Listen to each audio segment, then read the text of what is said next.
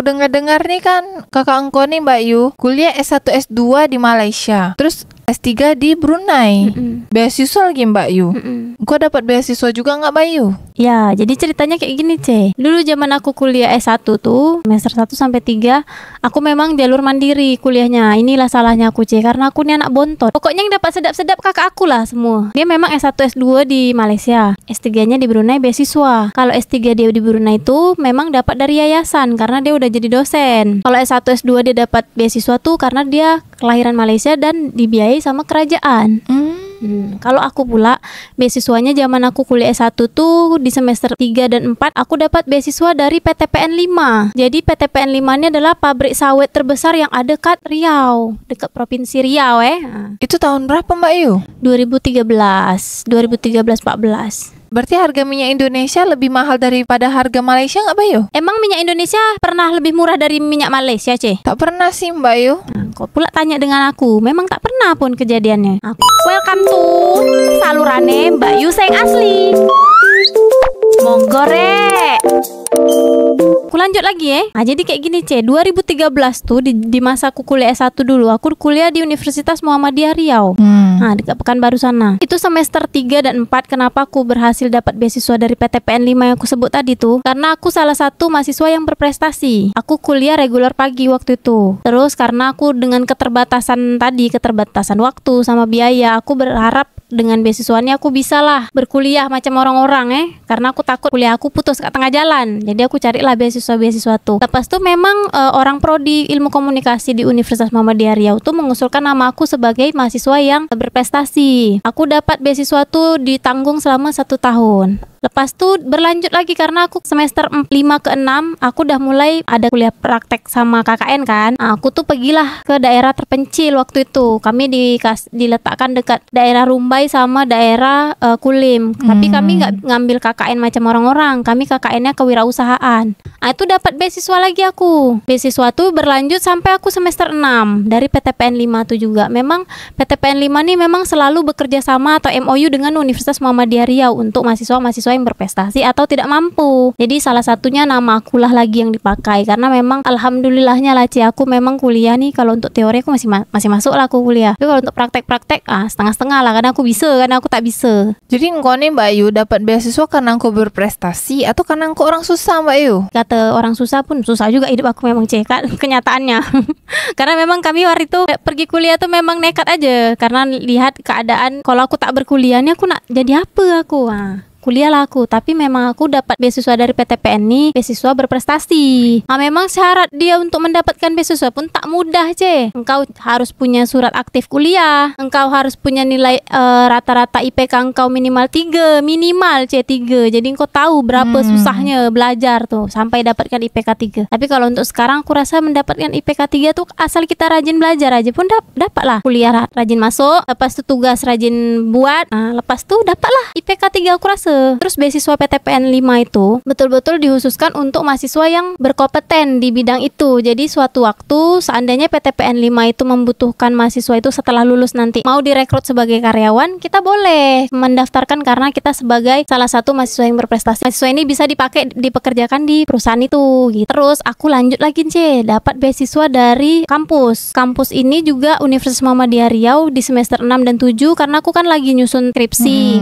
Nyusun skripsi itu memang betul-betul aku kuliahnya malam. Jadi dapatlah beasiswa lagi dari Universitas Muhammadiyah Riau 1 semester lagi. Jadi aku dari semester 3 sampai ke semester 7 tuh, C, aku dapat beasiswa full. Tak bayar.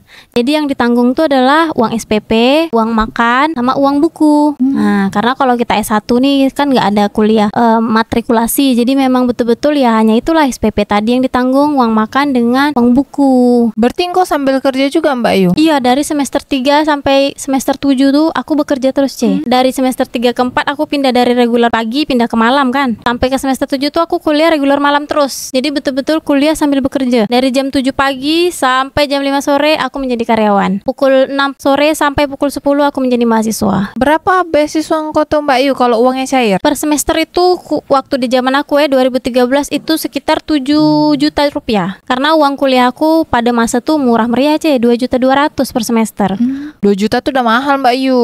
Bisa untuk makan sebulan. Tapi aku tak makan aku minum aja. Berarti kalau ditotalin Mbak Yu, beasiswa engkau nih sampai 100 juta Mbak Yu? Tak sampai lah, kan aku semester 3 sampai 7 aja. Tapi engkau komlot nggak Mbak Yu? Jangan-jangan kau tak selesai kuliah? Engkau sepele kau aku kumlot terus pemuncak kampus pula. Nilai aku paling tinggi di seluruh kampus. Kampus Umri dari semua fakultas tuh nilai aku paling tinggi. Terus aku kumlot juga, aku jangan macam-macam Tapi orang tua engkau tahu nggak Mbak Yu kalau engkau dapat beasiswa? Tahu lah justru malah orang tua aku bangga karena dia jadi tak bayar uang kuliah aku kan. Jadi aku bayar dari pemerintah sama dapat dari PTPN. Lumayan Berarti engkau kuliah sampai S2 tuh beasiswa juga Mbak Yu? Betul. Sampai S2 pun aku masih dapat beasiswa. Kau jangan sepele kau dengan aku Engkau S2-nya kat mana Mbak Yu? S2 aku dekat Universitas Riau, Pekanbaru juga. Tahun berapa tuh? 2019 sampai 2022. Berarti beasiswa yang kedua nih engkau dapat dari mana Mbak Yu? Beasiswa S2 nih aku direkomendasikan sama kakak aku, Kak Catur.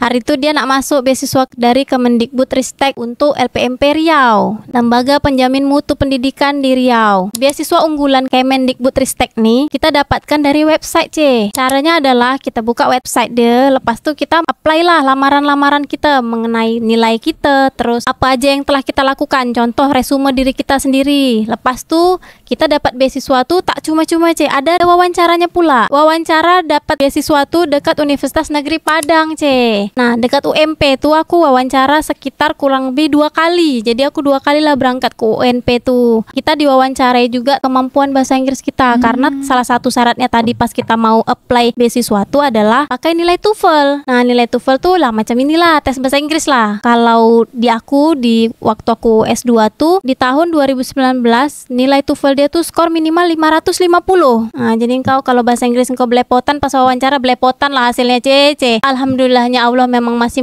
melindungi aku dan rezeki itu dikasih ke aku. Aku salah satu mahasiswa yang terpilih di Riau. Kawan-kawan aku yang lain semua dari Padang. LPMP Riau tuh perwakilannya cuma aku seorang. Memang hari itu aku pergi ke Padang pun seorang juga Aku tengok kawan aku telek-telek tak ada anak Riau nih. Nah, rupanya hanya aku seorang. Kok ke Padang dari Pekanbaru naik apa Mbak Yu? Naik travel harga dia pula 120.000. Terus aku pergi ke Padang tuh wawancara selama kan tadi 2 kali kan. Pertama wawancara mengenai resume diri kita. Kalau aku menerima beasiswa ini aku akan melakukan apa kayak gitu. Nah itulah yang diwawancarai. Terus yang kedua yang bahasa Inggris tadi itulah kita diajak cakap Inggris sama Inggris dengan penguji kita tadi. Lepas tuh hasil pun kau tahu aku pun S2 tuh zaman tuh masih sambil kerja tuh tiba-tiba aku nih di PHK dari tempat kerja aku yang lama.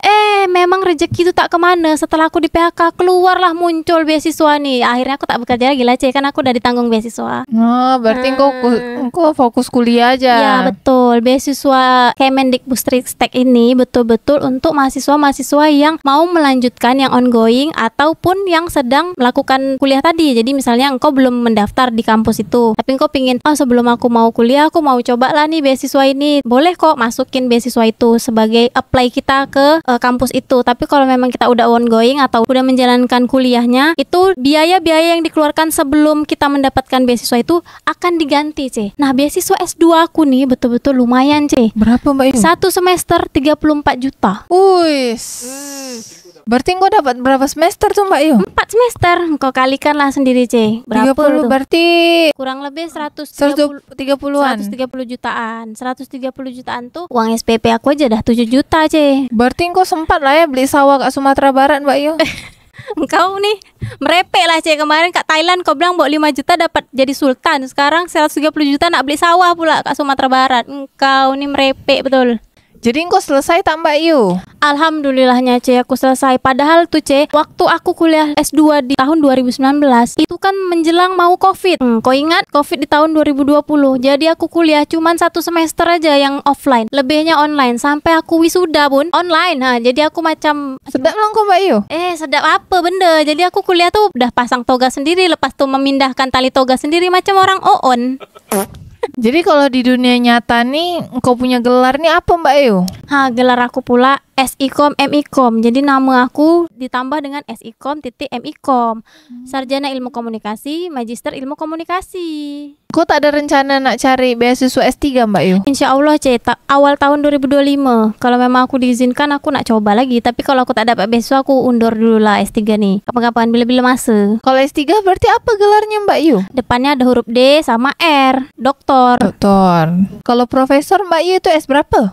Tak ada S4C. Jadi S tuh cuma sampai 3. Kalau profesor tuh gelar yang didapatkan kita ketika kita menemukan teori atau ilmu baru. Oh, bukan karena kita nih lulus S3 habis itu kita ngajar orang S3 ya? Ya tak mestilah. Kalaupun mendapatkan gelar profesor tuh kan setelah kita S3 dapat gelarnya doktor. Nah, kita tuh ada lagi belajar lagi tapi menemukan ilmu baru. Oh.